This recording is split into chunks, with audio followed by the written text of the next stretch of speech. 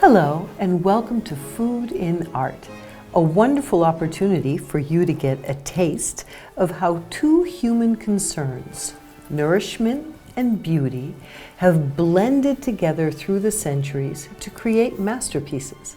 I'm art historian Elizabeth Lev, and I hope that you'll enjoy these bite-sized pieces of fun, facts, faith, and beauty about food.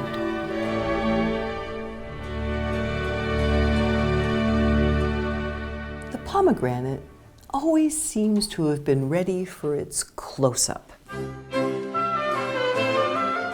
That rough outer layer, always ready to open to reveal those ruby red glistening pearls within. It was meant for painting. It was meant for art. And many artists, starting with the Egyptians, we find them in Greek art, in Roman art, throughout history have chosen to hold up this fruit as a superstar of aesthetics. But the Renaissance took the pomegranate and gave it a deeper and even more beautiful meaning. And in this painting by Sandro Botticelli, we see the pomegranate starring in the show alongside the Christ child. The round painting tells us that it is a tondo. The tondo was a painting produced for a private setting. It derived from a Renaissance custom that when a woman gave birth to a child, they would give a round platter piled high with food so that she wouldn't have to cook, and she would have things to eat that were pleasant and sweet. There would be fruits and nuts and other things. And eventually the tradition began to decorate those platters so that after the fruit was consumed, a platter would remain as a souvenir. And finally, the art form of the tondo was born so that the families would have this beautiful recollection of the birth of a child by looking at a painting of Madonna and child or Jesus and John the Baptist, always images recalling the joy of a happy family.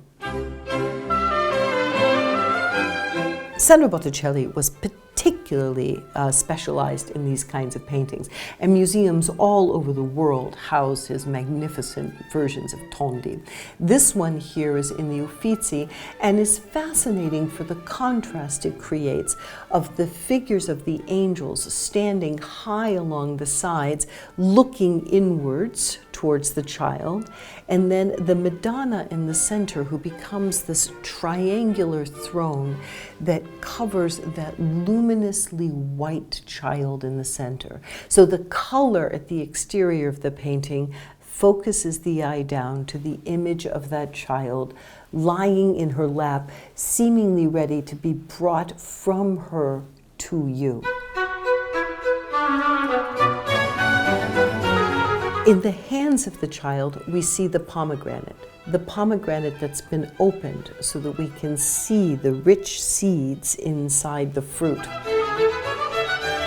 Pomegranates are believed to have originated in Persia. And already in the mythology of the Greeks, the pomegranate was associated with death. In the myth of Pluto and Persephone, after Persephone had been kidnapped by Hades, she ate 6 pomegranate seeds, which would have required that she spend eternity in Hades. Therefore, the pomegranate became a symbol of this death and the underworld. The Greeks, however, also associated the pomegranate with Venus and the image of fertility and the life-giving power of love. So this interesting dichotomy then reappears in the Renaissance, where we see this Christ child, the child who will be sacrificed for the salvation of mankind.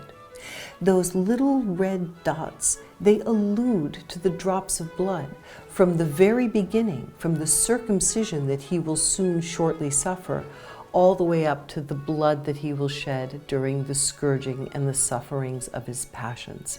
But from that blood and from that suffering will come new life.